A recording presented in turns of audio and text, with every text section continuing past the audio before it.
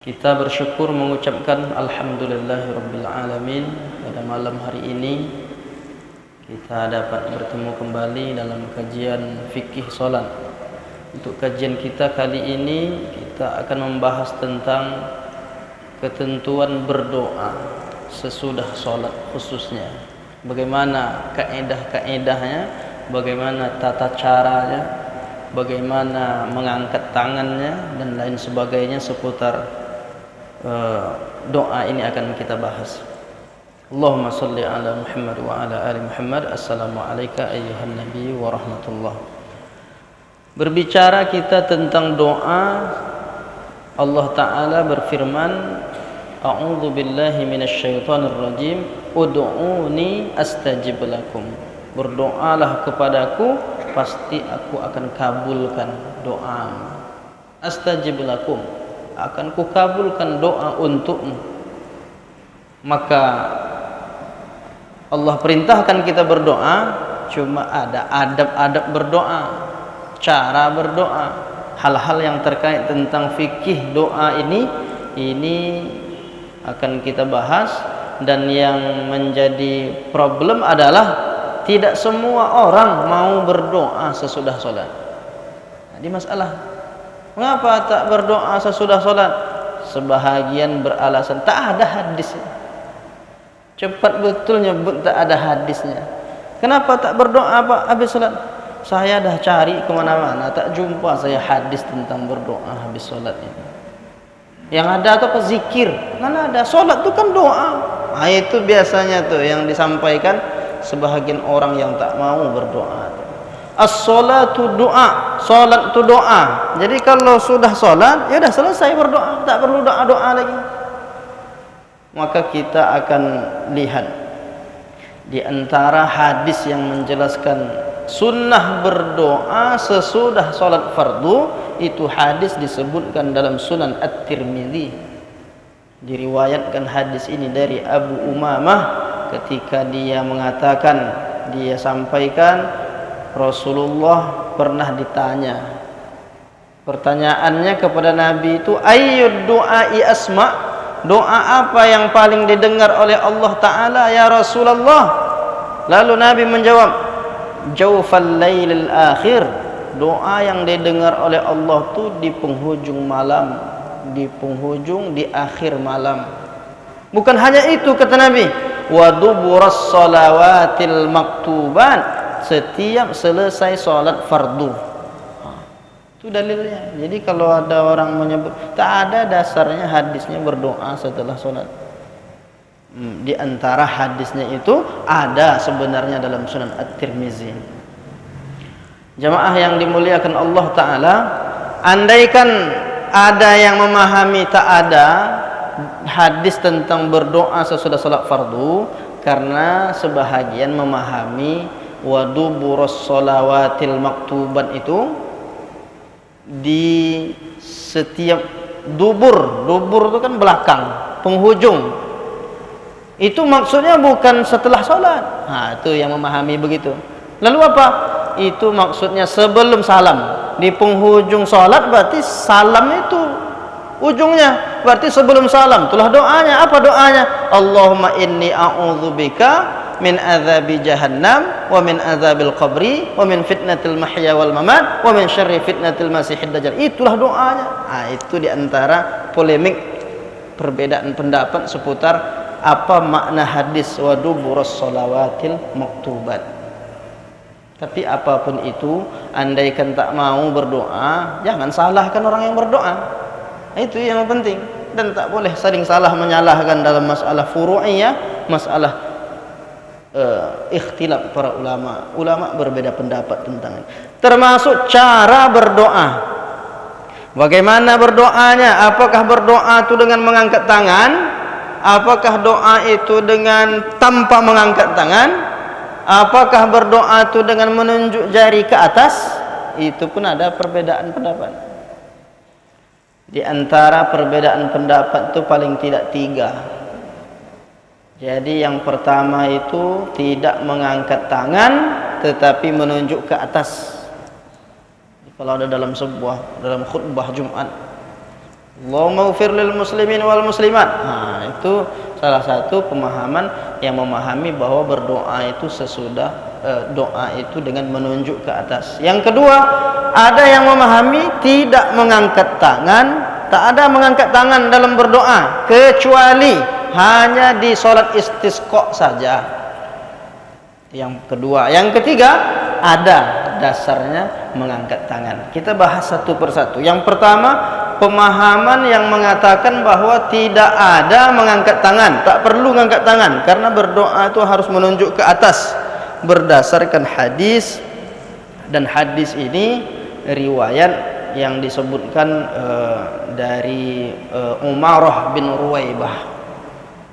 Suatu ketika di dalam Musannaf Ibnu Abi Syaibah disebutkan Umarah bin Ruwaibah dia melihat Bishr bin Marwan yarfa'u yadayhi 'alal mimbar, dia angkat tangannya di atas mimbar, dia angkat tangannya di atas mimbar. Faqala, lalu dia mengatakan, lalu dikatakan kepadanya, qabbahallahu hatainil yadaini, semoga Allah memburukkan kedua tangan ini, semoga Allah memburukkan kedua tangan ini. Lalu dia katakan, laqad ra'aitu Rasulullah sallallahu alaihi wasallam, saya melihat Rasulullah sallallahu alaihi wasallam, ma yazidu ala ayyaqula biyadihi hakadha, dia tidak menambahkan kecuali berdoa dengan jari ini, dengan jari ini.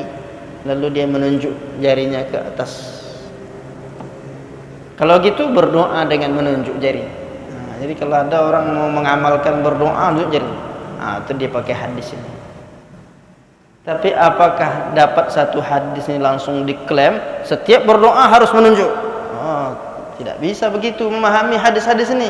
Maka lihat penjelasan-penjelasan hadis-hadis yang lain, dan para ulama mengatakan boleh juga mengangkat tangan.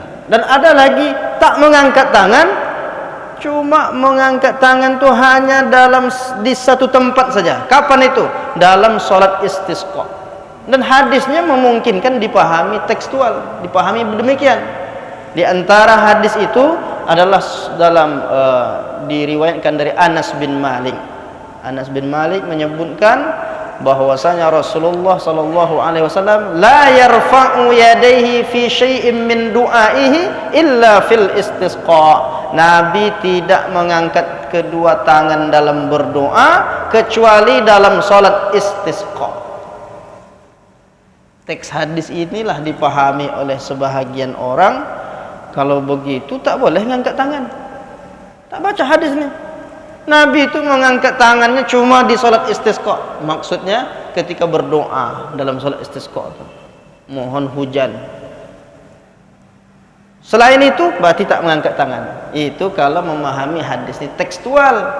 Maka banyak orang keliru memahami agama gara-gara memahami hadis itu lurus-lurus betul. Dapat satu hadis langsung klaim, berarti kesimpulannya Nabi tak pernah mengangkat tangan dalam berdoa. Nah, inilah hadis-hadis yang menjadi polemik itu, dan kita akan bahas ini. Ini baru menunjukkan hadis-hadisnya, dan kita akan lanjutkan pada penjelasan tentang hadis mengangkat tangan. Kalau ada hadis berdoa dengan menunjuk jari ke atas, ada. Begitu juga dengan tidak mengangkat ke tangan kecuali dalam salat istisqa, ada juga. Tapi adakah hadis yang menjelaskan tentang berdoa itu dengan cara mengangkat tangan? Ada juga. Hadis riwayat Abu Musa al-Ash'ari disebutkan bahwa Nabi dalam Sahih Bukhari, Rasulullah berdoa dan beliau mengangkat kedua tangan. Mengangkat kedua tangan itu ketika berdoa disebutkan, da'an Nabi sallallahu alaihi wasallam wa rafa'a thumma rafa'a yadayhi. Nabi berdoa dan dia mengangkat kedua tangannya. Dan itu riwayat Abu Musa al-Ash'ari dalam Sahih Bukhari. Begitu juga hadis dalam Sunan Ibnu Majah disebutkan dari Salman, dari Nabi SAW, inna rabbakum hayyun karim, sesungguhnya Rabb kalian maha menghidupkan, maha dermawan, maha mulia, yastahyi min abdihi ay yarfa'a ilaihi yadayhi. Allah malu kepada hambanya yang mengangkat kedua tangannya ketika berdoa.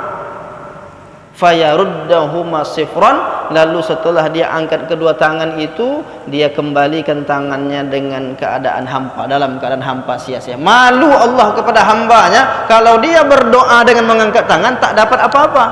Allah malu kepada hambanya. Apa maknanya? Ini menunjukkan bahwa berdoa itu boleh mengangkat tangan. Kalau disebutkan tak boleh sama sekali, itu perlu pemahaman hadis ini didudukkan. Penyebab tak boleh dipahami oleh sebahagian orang, tak boleh mengangkat tangan kecuali salat, itulah hadis tadi. Yang boleh itu hanya dalam salat istisqa. Tapi hadis umum ini dapat dipahami. Allah malu kepada hambanya ketika dia mengangkat tangan, setelah itu dia lepaskan tangannya, dia tak dapat apa-apa. Artinya Allah mengabulkan doa orang ketika berdoa dengan cara mengangkat tangan, tak sia-sia doanya. Nah, begitu penjelasan hadis ini dalam Sunan Ibnu Majah dijelaskan.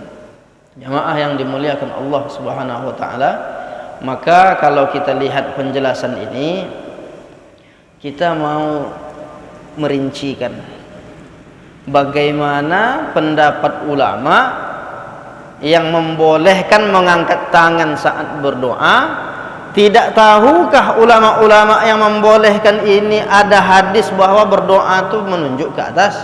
Tak tahukah ulama yang membolehkan mengangkat tangan ini ada hadis Nabi tidak pernah berdoa dengan cara mengangkat tangan kecuali pada salat istisqa? Apakah tak tahu mereka nih ulama-ulama yang mengatakan doa itu mengangkat tangan? Tahu. Lalu kenapa tetap juga mengatakan berdoa itu mengangkat tangan? Lalu bagaimana hadis yang dua sebelum ini kita sebutkan? Mereka menyimpulkan hujjah dasar kalau hadis itu dijadikan dalil tak boleh mengangkat tangan itu kurang kuat. Cara mengambil dalil itu, bentuk istimbatnya itu yang lemah. Hadisnya tak salah, tapi memahami hadis itu yang terlalu terburu-buru. Kenapa? Ada metodologinya. Cara memahami hadis itu ada al-jam'u bainal ahadis, mengumpulkan beberapa hadis yang mirip. Itu harus dilakukan. Kalau tidak, kita akan cenderung menyalahkan. Dapat satu hadis, Nabi tidak berdoa mengangkat tangan kecuali dalam salat istisqa. Coba kita analisa lagi. Ada ulama yang menganalisa seperti ini. Anas bin Malik, nah ini penjelasannya tadi, bahwa Anas bin Malik cuma mengklaim saja. Kata dia, Rasulullah tidak pernah berdoa dengan mengangkat tangan kecuali dalam salat istisqa. Dan itu klaim. Dia tak bertanya kepada Nabi. Apakah Anas bin Malik, ya Rasulullah, apakah engkau setiap berdoa itu dengan cara mengangkat tangan? Ada tak ditanya oleh Anas bin Malik? Tidak. Andaikan dia tanya begitu lalu dijawab oleh Nabi, saya tidak pernah mengangkat tangan dalam berdoa melainkan di salat istisqa saja. Itu baru kuat pendalilannya. Sementara dasar ini hanya klaim individu. Nabi itu tidak. Apakah sepanjang hayatnya Anas bin Malik bersama Nabi? Anas bin Malik itu waktu jumpa Nabi umurnya 10 tahun. Waktu jumpa Nabi di Madinah, ketika Ummu Sulaim ibunya, ya Rasulullah, semua orang sahabat-sahabat memberikan harta untuk perjuangan Islam, aku ni orang miskin, orang susah, tak dapat memberikan apa-apa. Ini anakku umurnya 10 tahun, engkau suruhlah apa saja ya Rasulullah. Maka Anas bin Malik menjadi pelayan Nabi. Dia yang membawakan sendal Nabi, membawakan air minum Nabi, tugas-tugas menjadi pelayan Nabi sallallahu alaihi wasallam. Anas bin Malik tidak bertanya langsung, kemudian dia juga tidak bertemu Nabi itu sepanjang hayatnya. Tahukah Anas bin Malik ketika Nabi berada di Mekah dulu, dia tak jumpa Nabi, apalagi umurnya masih belia. Kalau dia sepanjang hayatnya bersama Nabi dan setiap ibadah Nabi dia perhatikan, mungkin itu bisa diklaim. Sejak awal Nabi menerima wahyu sampai wahyu terakhir, setiap kali Nabi berdoa, saya selalu berada di sampingnya, tak pernah saya melihat dia berdoa dengan mengangkat tangan. Kalau begitu katanya, barulah kuat dasarnya tak boleh mengangkat tangan itu. Tapi hadis ini klaim Anas bin Malik saja. Nah, ada lagi analisanya ketika melihat hadis-hadis ini. Nah, misalnya hadis riwayat Bukhari ini yang tadi, apa bunyi hadisnya? La yarfa'u yadayhi fi syai'in min du'aihi illa fil istisqa. Nabi tidak mengangkat kedua tangannya dalam berdoa kecuali dalam salat istisqa. Ini kalau dipotong hadisnya bisa keliru. Itu sepertinya klaimnya sudah selesai. Nabi tidak mengangkat tangan dalam berdoa. Jadi kalau orang menyimpulkan berarti Nabi itu tak mengangkat tangan dalam berdoa. Kalau mengangkat tangan cuma hanya mengangkat tangan itu hanya pada salat istisqa saja. Tapi ada ulama menganalisa, lihat ujung hadisnya. Apa ujung hadisnya? Fa innahu kana yarfa'u yadayhi hatta yura bayadu ibtayhi. Ia angkat kedua tangannya sehingga terlihat putih ketiaknya. Apa maknanya? Mengangkat tangan tinggi-tinggi. Lalu apa kesimpulannya? Nabi tidak mengangkat tangan dengan cara setinggi sampai terlihat putih ketiaknya, melainkan di salat istisqa. Berarti di luar istisqa boleh jadi mengangkat tangan, cuma tak sampai setinggi terlihat putih ketiaknya. Nah, itu pemahaman hadis itu yang harus diluruskan. Karena ada orang dia potong hadisnya, disimpulkan, diambil aja, tidak mengangkat kedua tangan dalam berdoa kecuali dalam salat istisqa. Akhirnya disalahkannya orang. Kamu kok doa angkat tangan? Ini hadisnya nih, Nabi tak mengangkat tangan. Dia tak dibacanya sampai ke ujung. Nah, itu salah satu sebab orang bisa keliru dalam memahami hadis-hadis Rasulullah sallallahu alaihi wasallam. Bapak Ibu yang dimuliakan Allah Subhanahu wa taala, ada juga orang tak setuju berdoa itu bersama. Apa ada hadisnya berdoa, imamnya berdoa, Allahumma ighfir lana dzunubana, amin. Apa ada dasarnya mengaminkan doa itu? Ada. Kalau kita lihat hadis dalam kitab Al-Mu'jamul Kabir, juga dalam kitab Al-Mustadrak Imam Al-Hakim, disebutkan di situ bahwa diriwayatkan dari Habib bin Maslamah Al-Fihri, kata dia, sami'tu Rasulullah sallallahu alaihi wasallam yaqul, saya dengar Nabi bersabda. Apa kata Nabi? La yajtami'u mala'un fayad'u ba'duhum wa yu'minul ba'du illa ajabahumullah. Tidaklah suatu kaum berkumpul, sebahagian mereka berdoa, sebahagian lain mengucapkan amin, melainkan Allah mengabulkan doa mereka. Inilah dasarnya. Ada yang membaca doa, ada yang mengaminkan. Dasarnya bukan tak ada hadisnya. Cuma yang tak mau itu menduga, saya mau tahu ada ndak hadis Nabi selesai berdoa itu dia berdoa lalu sahabat angkat tangan juga mengaminkan. Ya tak jumpa. Kalau mencari hadis yang tekstual begitu tak akan jumpa. Tapi hadis umum ini yang dijadikan dasar. Jadi ada kalanya kita memahami hadis itu tekstual, ada juga kita melihat keumuman hadis itu. Nah, yang sulit kita berhadapan dengan orang yang harus tekstual. Nabi tak pernah buat begini. Dari mana Nabi tak pernah buat begitu? Hadis-hadis umumnya ada enggak? Selagi ada hadis umumnya, berarti itu menunjukkan ada dalilnya. Maka tak jadi masalah tentang berdoa lalu mengaminkan sebahagian yang lain. Mengusap wajah, nah ini masalah juga.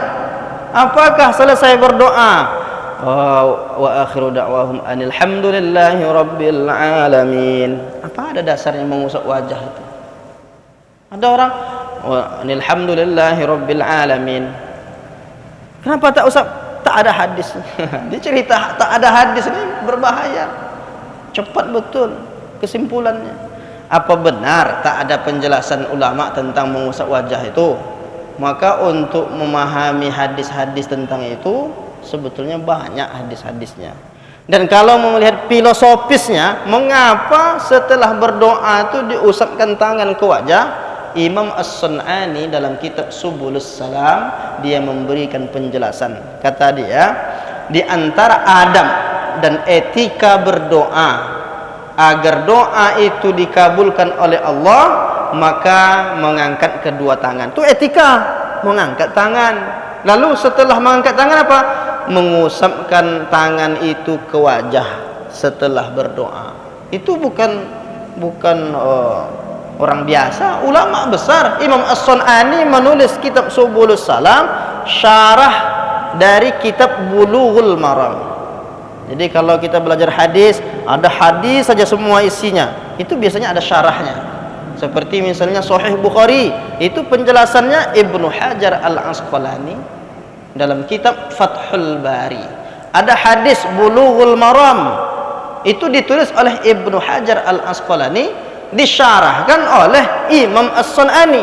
Itu ulama itu saling menjelaskan. Apa kata Imam As-Sun'ani? Bahwa adab dan etika berdoa itu mengangkat tangan, kemudian diusapkanlah tangan tadi ke wajah setelah berdoa. Apa tujuannya? Tujuannya itu tujuan yang sangat rasional. Di mana letak masuk akalnya? Agar Allah tidak mengembalikan kedua tangan orang yang berdoa dalam keadaan hampa, kosong. Dia sudah berdoa, dah berharap tapi tak dapat apa-apa. Maka wajar saja jika seorang yang berdoa lalu dia berharap rahmat Allah turun. Ketika rahmat Allah turun itu diusapkanlah ke wajahnya. Dan itu adalah bahagian dari anggota tubuh kita yang paling mulia, yang berhak untuk dimuliakan. Begitu penjelasan Imam As-Sun'ani dalam kitab Subulus Salam. Cuma orang kalau disebutkan penjelasan ulama, mana hadisnya? Kan itu. Saya tak percaya sama ulama nih. Sama siapa lagi lah, kalau tak percaya sama ulama, sama siapa lagi? Itu masalah. Maka hadis-hadis tentang selesai berdoa itu banyak. Dan khususnya lagi ulama mazhab, sebenarnya ulama mazhab itu jangan dilihat pada ini kan ulama, bukan begitu. Lihat dalil ulama. Maka kalau kita lihat dalam penjelasan Imam Hasan bin Ammar Asy-Syarbalani, ulama mazhab Hanafi, dia mengatakan orang yang berdoa menutup doa dengan firman Allah Subhana rabbika rabbil izzati amma yasifun wa salamun alal mursalin walhamdulillahi rabbil alamin. Itu riwayatnya disebutkan perkataan Ali bin Abi Thalib. Kemudian disebutkan disebutkan apabila selesai berdoa maka usaplah wajah. Fa idza faraghta famsah bihi ma wajhaka. Hadis riwayat Ibnu Majah. Jelaskan, ada hadis-hadisnya yang dijadikan dasar oleh ulama-ulama ini. Oh, mungkin itu kan mazhab Hanafi. Mazhab yang lain gimana? Lihat mazhab Maliki. Dalam mazhab Maliki disebutkan Imam An-Nafrawi mengatakan wa yustahabbu ayyamsaha wajhahu biyadaihi. Disunnahkan mengusap wajah dengan kedua tangan setelah berdoa. Disunnahkan. Itu pendapat ulama, dan dia sebutkan itu, dia sampaikan sebagaimana kama kana yaf'aluhu alaihi salatu wassalam, sebagaimana yang dipraktekkan oleh Nabi sallallahu alaihi wasallam, bahwa setelah berdoa itu Nabi mengusapkan tangannya ke wajah. Jadi yang tak mau, dia alasannya tak ada dasarnya, tak ada dalilnya, maka kita tunjukkan dasarnya. Mazhab Syafi'i begitu juga. Imam An-Nawawi, ulama yang populer dalam mazhab Syafi'i, dia memiliki kitab I'anatul Talibin, dia memiliki kitab Arba'in An-Nawawiyah, dia memiliki kitab Al-Majmu' Syarah Al-Muhazzab. Nah, dalam kitab Majmu' Syarah Al-Muhazzab dia sebutkan mengangkat kedua tangan, mengusap wajah setelah selesai berdoa itu merupakan adab. Adab berdoa itu apa saja? Doa pada waktu-waktu tertentu, tempat-tempat, keadaan-keadaan yang mulia, menghadap kiblat, dan di antara adab itu adalah mengangkat kedua tangan kemudian mengusapkan wajah dengan tangan tadi selesai berdoa. Ini penjelasan Imam An-Nawawi. Itu mazhab Hanafi, Maliki, Syafi'i. Mazhab Hambali bagaimana? Mazhab Hambali begitu juga. Orang yang berdoa mengusapkan wajahnya ketika selesai berdoa, baik dalam solat. Ini bahkan meskipun mazhab Hambali tak memilih doa kunut. Mazhab Hambali tak memilih doa kunut, tapi dia komentar, andaikan ada orang doa kunut katanya dia usapkan wajah pun tak apa-apa. Itu menurut mazhab Hambali. Tapi dalam mazhab Syafi'i tak perlu. Tak perlu wassallallahu ala Muhammad wa ala alihi wa sahbihi wasallam, lalu tak perlu, langsung aja, tak ada masalah. Nah, begitu juga ketika selesai berdoa. Begitu penjelasan Imam Al-Buhuti, ulama mazhab Hambali. Jadi empat mazhab itu, ulama empat mazhab itu sepakat bahwa yang namanya doa itu dan adab berdoa itu mengangkat tangan, habis selesai berdoa itu mengusapkan tangan ke wajah. Jangan lagi ditanyakan mana dalilnya. Ada dalilnya. Kalau tak percaya nanti lihat ya rekaman nanti. Nampak kan kalau umpamanya mau dilihat nanti bisa juga udah kita tuliskan dalam bentuk buku. Judulnya Ikhtilaf Seputar Salat. Jadi mulai dari kajian awal kita kemarin sampailah ke ujungnya itu hal-hal yang kita bahas itu ada dalam buku itu Ikhtilaf Seputar Salat. Nah, ini tentang berdoa. Dan ada ulama yang mengatakan mesti seperti misalnya ulama Saudi yang boleh jadi yang tak mau mengangkat tangan lalu mengusap tangan itu ulama Saudi juga. Tapi ada ulama Saudi yang menganjurkan. Ditanyalah kepada Syekh bin Bas, wahai Syekh, apa hukum mengusap wajah dengan kedua tangan setelah doa? Lalu ditanyakan ada khususnya setelah doa kunut, setelah sholat sunat, kemudian dia doakan syekhnya. Lalu apa kata syekhnya? Jawaban dia, hukmuhu annahu mustahab. Hukum mengusapkan tangan ke wajah itu sunnah. Alasannya sebagaimana yang disebutkan oleh Al-Hafiz Ibnu Hajar Al-Asqalani dalam kitab Bulughul Maram dalam bab zikir dan doa. Bab terakhir dalam kitab Bulughul Maram. Terdapat beberapa hadis tentang itu yang jika dikumpulkan semuanya mencapai derajat hasan. Disitulah masalahnya. Sebahagian yang tak mau mengangkat tangan lalu mengusapkan wajah itu karena menilai hadis itu dhaif. Di situ masalahnya. Jadi letak permasalahannya yang tak mau tuh dia anggap itu dhaif. Siapa yang mendhaifkan? Syekh Albani, ulama Saudi.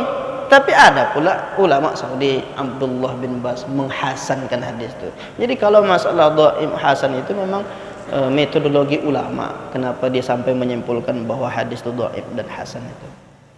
Hadis dalam Sunan Abi Daud diriwayatkan dari Sa'ib dari bin Yazid dari ayahnya anna Nabi sallallahu alaihi wasallam idza da'a fa rafa'a yadayhi masaha wajhahu bi yadayhi. Rasulullah itu kalau dia berdoa dia angkat kedua tangannya lalu mengusapkan wajahnya dengan kedua tangannya. Ini hadis dalam Sunan Abi Daud yang dinilai dhaif itu, tapi dinilai hasan oleh jumhur, kebanyakan ulama menilai hadis ini hasan. Kemudian Bapak Ibu yang dimuliakan Allah, ada hadis juga dalam Sunan At-Tirmizi, dalam Mustadrak Imam Al-Hakim diriwayatkan dari Umar bin Khattab radhiyallahu anhu.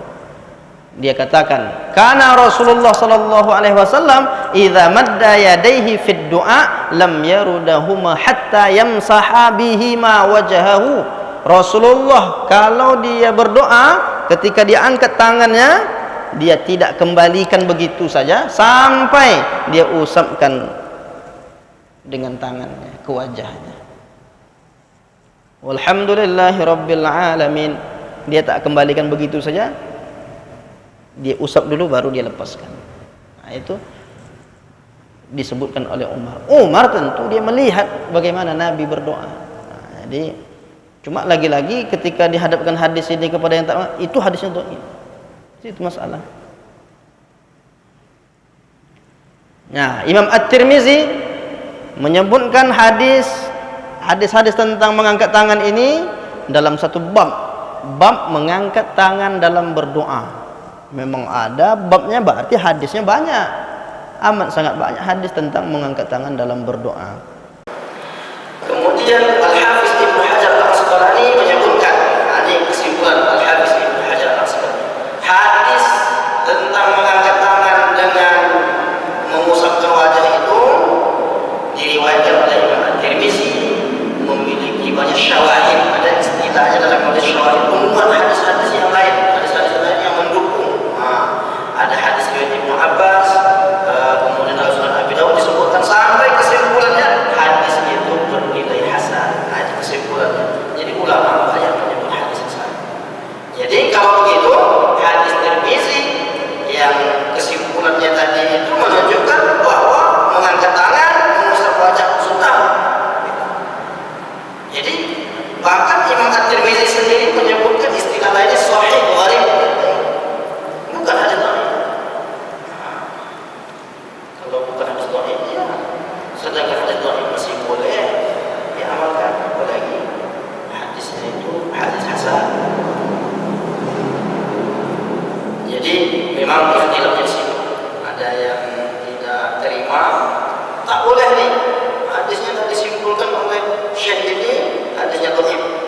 Tapi apakah ketika kita dapat baca satu buku kesimpulannya dhaif hadis lalu kita gusur saja?